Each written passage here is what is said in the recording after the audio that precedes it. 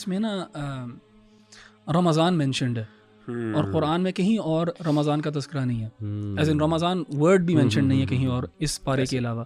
اور اللہ سبحانہ وتعالیٰ نے ادھر روزے کا بھی ذکر کیا نا کہ یا ایھا الذین آمنوا کتب علیکم الصیام کما کتب علی الذین من قبلکم لعلکم تتقون.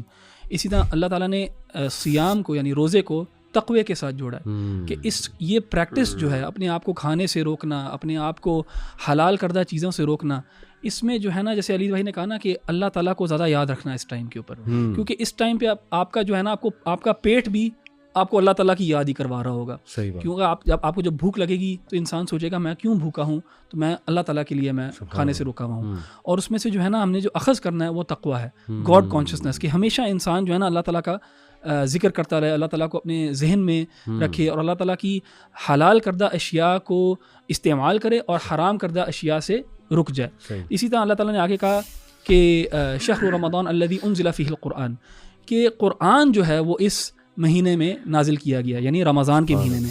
سو رمضان کا مہینہ جو ہے وہ روزے کا مہینہ ہے جس میں سے انسان نے تقویٰ جو ہے نا وہ اٹین کرنا ہے. دوسری چیز جو ہے اس میں امپورٹنٹ وہ ہے یہ قرآن کا مہینہ ہے، تو اس مہینے میں قرآن کے ساتھ ایک ریلیشن شپ اسٹیبلش کرنا ہے. اور اس کے بعد فوراً بعد ہی ایک آیت ہے جس میں اللہ سبحانہ وتعالیٰ کہتے ہیں وَإِذَا سَأَلَكَ عِبَادِي عَنِّي فَإِنِّي قَرِيب، کہ اگر میرا بندہ تم سے پوچھے میرے بارے میں، رسول اللہ صلی اللہ علیہ وسلم کو کہا جا رہا ہے کہ میرے بارے میں اگر میرا بندہ پوچھے تو میں قریب ہوں، اور میں جب وہ دعا کرتا ہے تو میں اس کی دعا کا جواب دیتا ہوں. اور یہ رمضان کی آیات کے ساتھ ہی مینشنڈ ہے.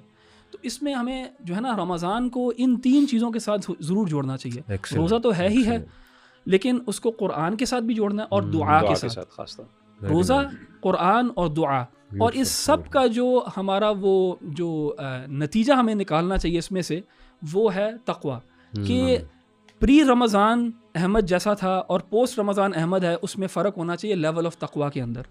پری رمضان اگر میرا لیول آف تقویٰ نیچے تھا تو پوسٹ رمضان جو ہے میرا لیول آف تقویٰ کچھ نہ کچھ بڑھنا چاہیے، اور ایوری ایئر انسان کو جو ہے نا اس طرح کوشش کرنی چاہیے. اسی طرح قرآن، جیسے میں نے کہا نا کہ قرآن کا مہینہ ہے یہ، تو اس میں ہمیں نا ایک گول سیٹنگ کرنی چاہیے اپنے ریلیشن شپ قرآن کے ساتھ. اگر کسی نے کچھ صورتیں یاد کی ہوئی ہیں، اس کو چاہیے کوشش کرے کہ اس مہینے ان میں اضافہ کرے، کچھ اور دیگر صورتیں جو ہیں وہ یاد کر لے.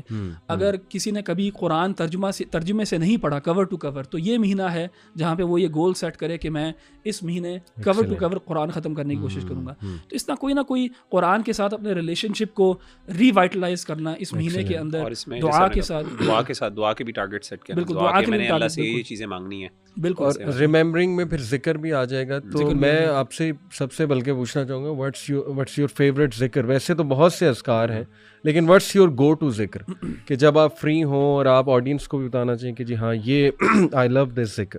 اچھا علی بھائی، میں آپ کو بتاؤں کہ ایک پریکٹس جو میری پہلے بھی رہی ہے اور اب زیادہ ہو گئی ہے، وہ یہ ہے کہ جب بھی میں ذکر کرنا شروع کرتا ہوں نا اللہ سبحانہ وتعالیٰ کا، تو میں استغفر اللہ اور اللہم اغفر لی سے آگے نہیں جا پاتا. اللہ، کیونکہ میں نا میرا دل کرتا ہے اللہ سبحانہ تعالیٰ کا ذکر کرنا. سبحان اللہ. اور میں اپنا محاسبہ جب کرتا ہوں نا کہ میری عبادات کا، نماز کا جب میں محاسبہ کرتا ہوں تو میں استغفر اللہ اور اللہم اغفر لی سے آگے نہیں جا پاتا. سبحان اللہ. کہ میں اللہ تعالیٰ کا استغفار کرتا رہتا ہوں کہ اللہ تعالیٰ مجھے معاف کر دے، تاکہ میں اس کے بعد چاہتا ہوں کہ میں سبحان اللہ، الحمدللہ، اللہ اکبر، لا الہ الا اللہ، اور رسول اللہ صلی اللہ علیہ وسلم کے اوپر بھی درود، اللہم صلی علی محمد. لیکن میں نے recently I find myself just seeing اللہم اغفر لی، اللہم اغفر لی، یا استغفر اللہ. تو پرسنلی آج کل جو ہے نا اگر میرا ذکر جو سب سے زیادہ یہ ہے تو وہ یہی والا ہے، اور وہ میری پرسنل جو اسٹیٹ ہے آج کل جس میں میں اپنے آپ کو پاتا ہوں اس وجہ سے. اینڈ اکارڈنگ ٹو حدیث جو کثرت سے استغفار کرے گا اللہ اس کے تمام جو ہے وہ. ابن تیمیہ رحمہ اللہ سے کسی نے پوچھا نا کہ اللہ کی تحمید زیادہ بہتر ہے کہ استغفار زیادہ، تو آپ نے اس کی بڑی پیاری مثال دی. آپ نے کہا کہ جب آپ نے کسی کو کسی جگہ پہ پرفیوم لگانا ہو کسی کپڑے کو، تو سب سے پہلے you have to wash it. So اس کی پرفیوم تو تحمید اللہ کی تو وہ ایک خوشبو ہے، اور آپ کی گندگی جب تک صاف نہیں ہوگی تو سبحان اللہ، یعنی استغفار کئی دفعہ پریسیڈنس رکھتا ہے اوور سبحان اللہ. Amazing example. اچھا، while I agree with what Ahmed بھائی نے کہا ہے، لیکن آن دا کنٹریری اگر آپ دعا دیکھیں یونس علیہ السلام کی تو اس میں آپ کو ایک دوسری پکچر ملتی ہے. میرے لیے پرسنلی جو ہے نا حوقلہ جس کو کہا جاتا ہے لا حول ولا قوت الا باللہ, یہ بہت امپاورنگ, مجھے بہت امپاورنگ دعا لگتی ہے, کیونکہ اس میں جو ہے نا وہ اس بات ہے اللہ تعالیٰ کی طاقت اور قدرت کا. اور اگر آپ دیکھیں تو یونس علیہ السلام کی دعا میں بھی یہی ہے, یعنی کہ اس میں بھی اس بات ہے لا الہ الا انت سبحانک انی کنت من الظالمین.